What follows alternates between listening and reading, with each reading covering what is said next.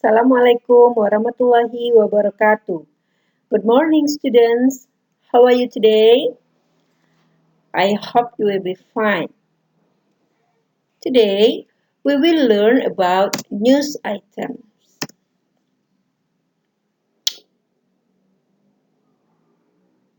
Have you heard about news items? Before we continue our lesson today, I would like to tell you about the purpose of our lesson today.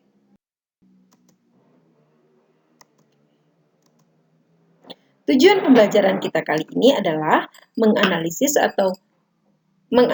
introduction to social function, generic structure, dan language features dari news item.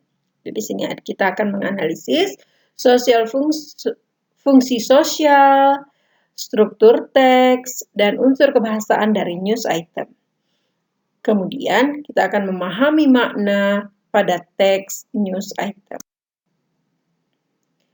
Sekarang mari kita buka pikiran kita, kemudian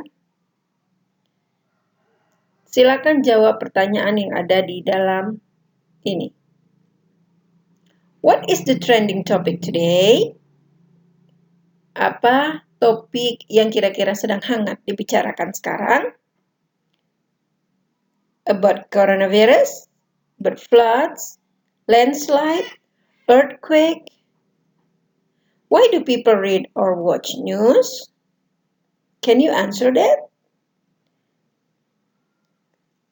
I'm sure you can answer the questions. Okay, let's continue our activity. Activity 1. First, read the text about landslide. Jadi di sini nanti ada teks, ada 2 teks. Kemudian silakan dibaca baik-baik, read aloud if needed. Okay. Bisa dibaca keras, bisa dibaca dengan suara yang keras kalau memang diperlukan. Kemudian silakan kamu tentukan tujuan dari teks 1 apa, kemudian tujuan dari teks 2 itu apa kira-kira. Here it is. Ini adalah teks 1 dan ini adalah teks 2. Teks 1 dan teks 2 sama-sama membicarakan tentang landslide atau tanah longsor. Tetapi di teks 1 adalah tanah longsornya itu ya pengertian tanah longsor ya. Landslide or mass amount of mud, rock, and dirt detaching from layers underneath itself. Ini tentang pengertian dari tanah longsor. Kemudian yang kedua ada landslide are formed at elevated slopes and at minor drainage holes. Tanah longsor dibentuk dari bla bla bla. Berarti ini tanah longsor terbentuk dari.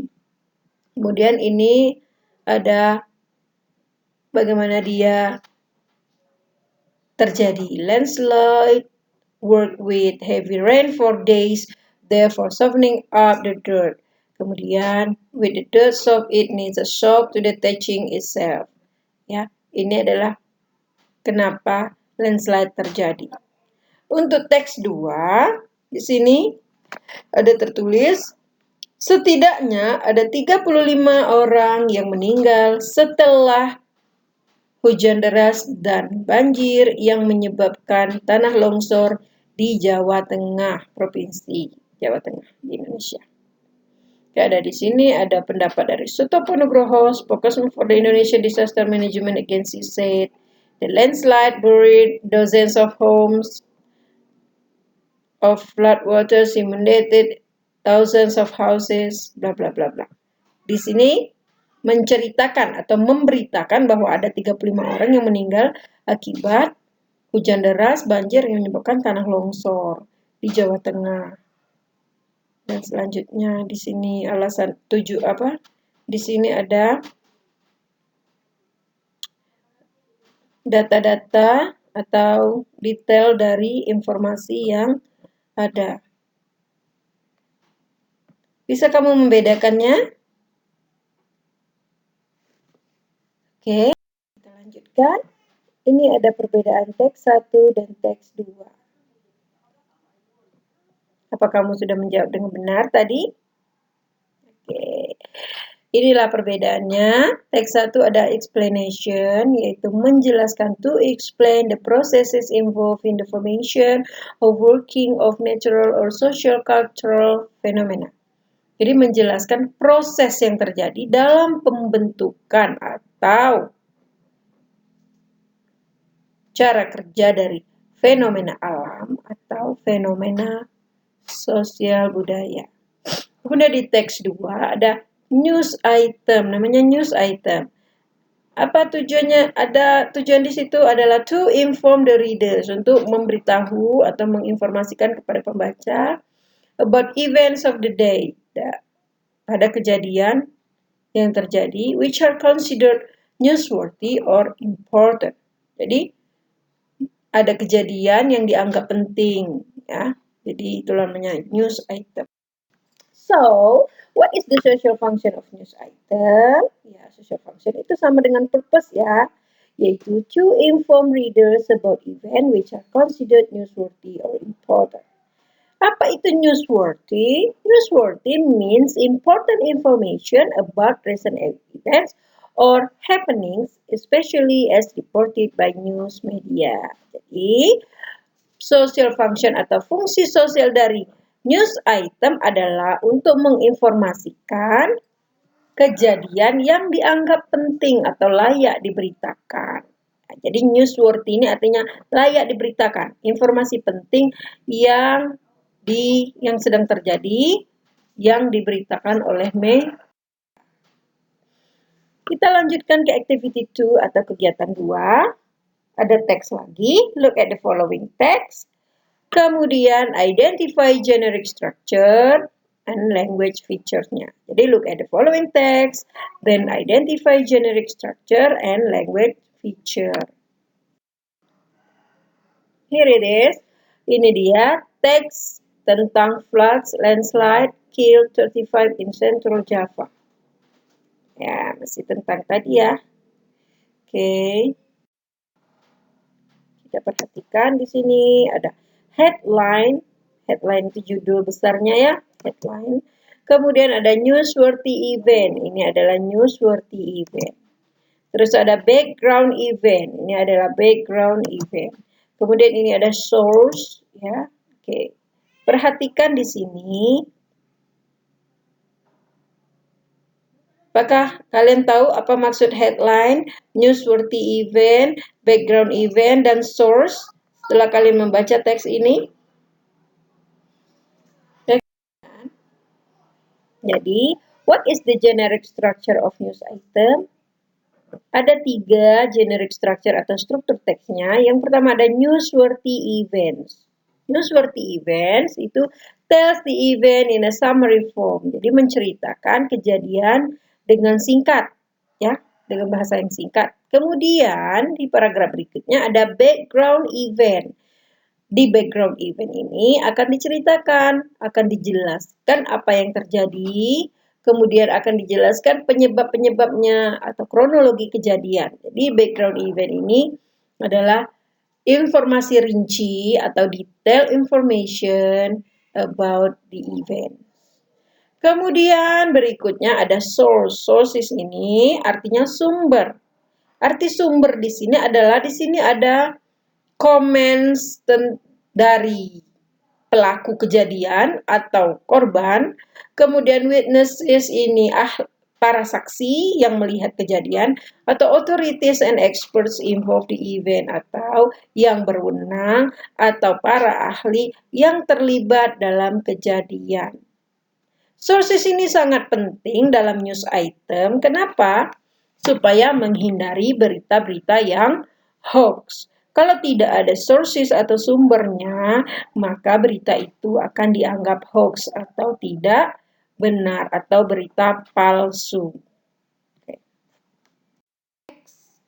Nah, di sini kita akan menganalisa kembali ada ini tentang language features-nya.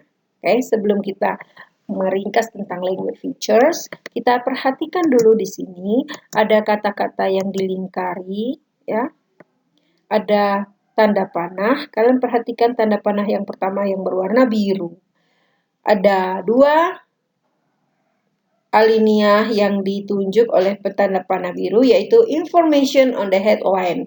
Jadi informasi yang disampaikan di headline ini dikembangkan di dua paragraf ini. Namanya information on the headline. Ini headlines-nya ya, seperti yang kita lihat tadi ya. Ini sama dengan teks yang tadi.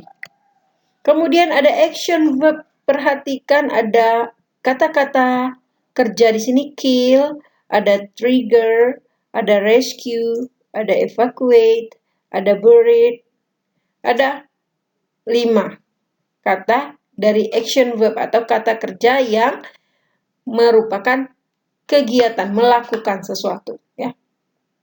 Jadi yang dinamakan action verb itu seperti ini ya.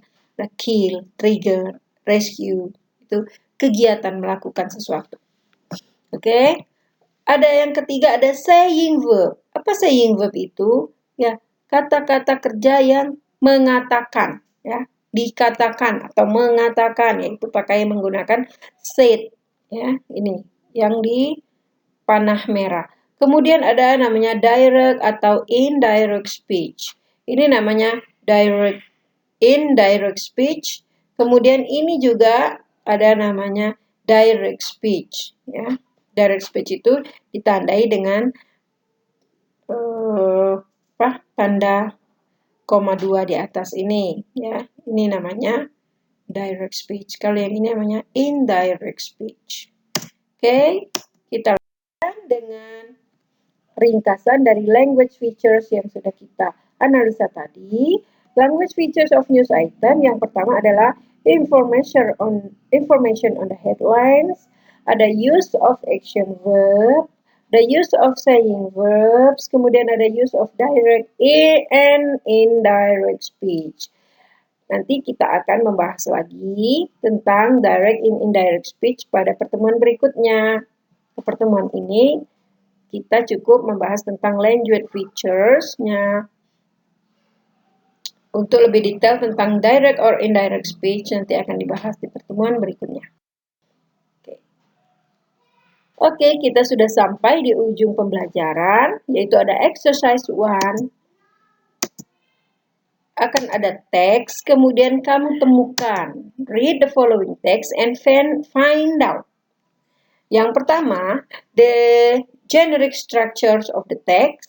Temukan struktur teksnya. Kemudian yang kedua, the social function of the text. Temukan fungsi sosialnya apa. Kemudian nomor 3, atau number 3, the action verbs used in the text. Kata-kata kerja, action yang digunakan di teks. Kemudian yang keempat ada the direct or indirect speech used in the text. Ya, ada kalimat langsung dan kalimat tidak langsung yang digunakan di dalam teks. Oke, ini adalah teksnya. Teks ini Ibu ambil dari kompas.com ya, dari kompas.com. Oke, silakan analisa ini.